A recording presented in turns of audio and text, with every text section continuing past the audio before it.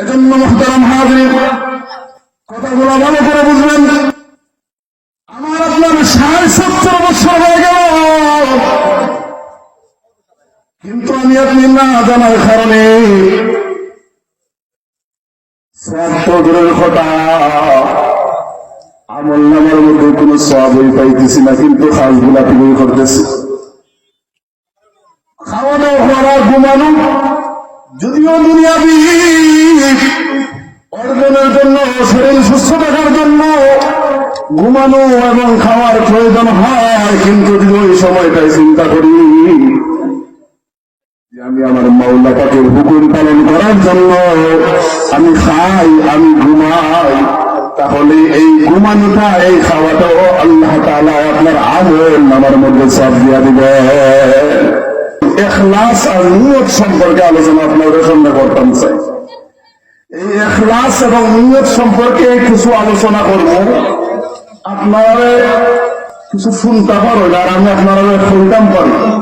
এই তৌফিক আল্লাহ পাক দান করুকা হোক আমিন।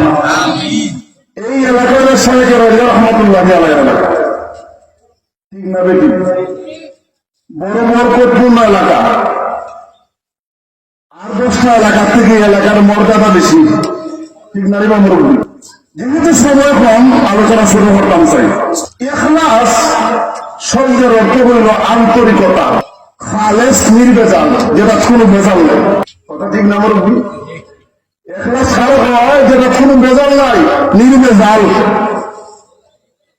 আর নিয়ত কারো হয় ইরাদা করা, ইচ্ছা করা। নিয়ত কারো হয় ইচ্ছা করার হয়।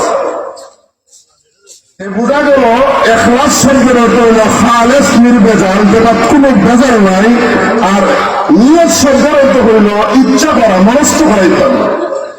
পরিভাষায় ইখলাস বলা হয় যে কাজটা শুধুমাত্র রব্বুল আলামিনের সন্তুষ্টি হওয়ার জন্য করা হয়, দুনিয়ার কোন মানুষের বাহবা বা দুনিয়ার কোন মানুষের কাছ থেকে ধন্যবাদ পাওয়ার জন্য অথবা দেখানোর জন্য কোনো কাজ করা হয় না, বরং কেবল শুধুমাত্র রব্বুল আলামিনের দেখানোর জন্য করা হয়।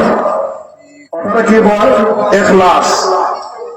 আর নিয়ত বলা হয় মন স্থির করে এমন খাবো, এই কাজটা করবো অথবা করছি। আর শরীয়তের পরিভাষায় বলা হয় শুধুমাত্র আল্লাহ তাআলার সন্তুষ্ট করে করা হয়।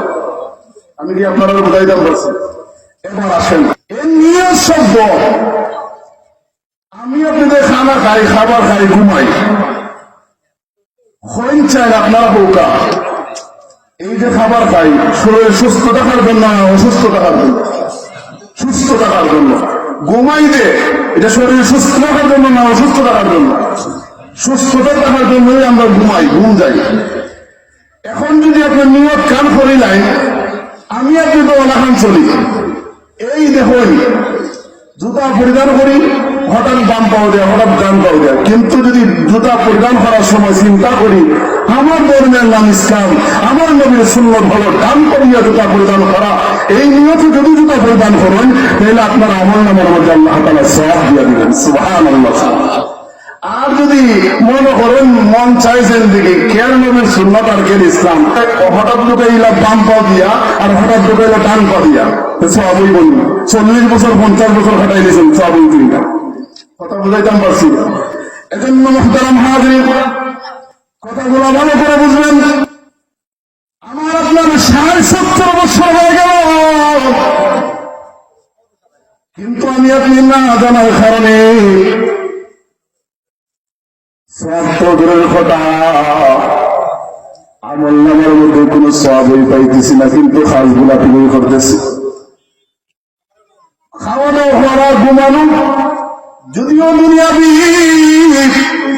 অর্জনের জন্য, শরীর সুস্থ থাকার জন্য ঘুমানো এবং খাওয়ার প্রয়োজন হয়, কিন্তু যদি ওই সময়টাই চিন্তা করি যে আমি আমার মাওলা পাকের হুকুম পালন করার জন্য আমি খাই, আমি ঘুমাই, তাহলে এই ঘুমানোটা, এই খাওয়াটাও আল্লাহ তাআলা আপনার আমল নামার মধ্যে সব দিয়া দিবে। সুবহানাল্লাহ কইতা না? জোরে বলতা সুবহানাল্লাহ। মুহতারাম হাজিরিন, এবার আসেন আসেন আমি আপনাদের সামনে একটা অসংখ্য গণিত হাদিস থেকে একটা হাদিস আপনাদের সামনে পেশ করছি। হাদিসের শুরুতে বলল ইন্নামাল আমালু বিন্নিয়াত, প্রত্যেকটা কর্মই নিয়তের উপর নির্ভরশীল। বন্ধুরা আমার, মুরব্বী বাবারা আমার, যদি আমি আপনি কোনো কাজ করি, এই কাজটা নেকির কাজও হয়, গুনাহের কাজও হয়। কিন্তু যদি এই জিনিসটা আমার আপনার নিয়ত না থাকে, নিয়ত যদি সহি না থাকে, সারাটা জীবন যদি এই আমল করি কিন্তু আমল নামার মধ্যে কোনো সওয়াব দেওয়া হবে না। যেমন ধরুন আপনার কোনো ইচ্ছা নাই, মুরব্বীর কোনো ইচ্ছা নাই, আপনারা দৌড়িয়া নেশা পান করাইছে, আপনার কোনো ইচ্ছা নাই, আপনার দৌড়াইয়া বাদ কাজ করাইছে, করেন কিনা? আছে না নাই? এই পার্শ্ববর্তী রাষ্ট্র ইন্ডিয়াতে আমরা কিছুদিন পূর্বে আমরা দেখেছি যে আমাদের মুসলমানদেরকে এভাবে পাকড়াও করে ধরিয়া তাদের দেব দেবীদের নাম বলার জন্য তাদের উপরে বল প্রয়োগ করা হয়েছে, তাদের জীবন জিম্মি করে, তাদের উপরে জুলুম করে এইভাবে দেব দেবীর নাম বলার জন্য তাদের উপরে জোর জবরদস্তি করা হয়েছে। বলেন তো এই বিপদ করিয়া যদি কেউ দেব দেবীর নাম নয়, আল্লাহ কিনা তারা মুসিব হয়ে পারবে কইটা না খেলে, তার ইচ্ছা নাই, তার নিয়ত নাই, তিন নামে ঠিক, তার নিয়ত না থাকার কারণে আল্লাহ তারা জিজ্ঞাসা না। মুসলমানদের যদি কেউ যুদ্ধ বস্তু করে কোনো কাজ করায়, তার নিয়ত নাই, এর জন্য আল্লাহ তাআলা জবাব দিতে করবেন না, ঠিক না? মুহতারাম হাজির, আবার আসেন, যেমন ধরেন আপনার মেয়ের আপনি কোনো পর্দা করতো, মেয়ের কিতা কইলা পর্দা করতো, আপনি বাবার ধরে আর ভাইয়ের ধরে আপনার মেয়ে পর্দা করে, কিতা করে বা পর্দা করে, মন থেকে করে না, মন থেকে করে না, আপনার বয়ে পর্দা করে। আপনার ছেলে নামাজের লিগে পড়ি, ছেলে নামাজ পড়ে না, আপনার বয়ে নামাজ পড়ে, মন থেকে নামাজ পড়ে না। অনেক স্ত্রী আছেন আল্লাহ না করেন জামাইয়ের বয়ে স্বামীর বয়ে নামাজ পড়ে, ঠিক না ঠিক, মন থেকে নামাজ পড়ে না। এই কথা কসম করে বলতে পারি, যদি সারাটা জীবনে যদি নামাজ পড়ে ওই মহিলা ওই স্ত্রী কিন্তু মন থেকে পড়ে না, নিয়ত সহকারে পড়ে না, তাহলে কিয়ামত পর্যন্ত যদি নামাজ পড়ে ওই নামাজের কোনো দাম হয় নাই, ঠিক না ঠিক?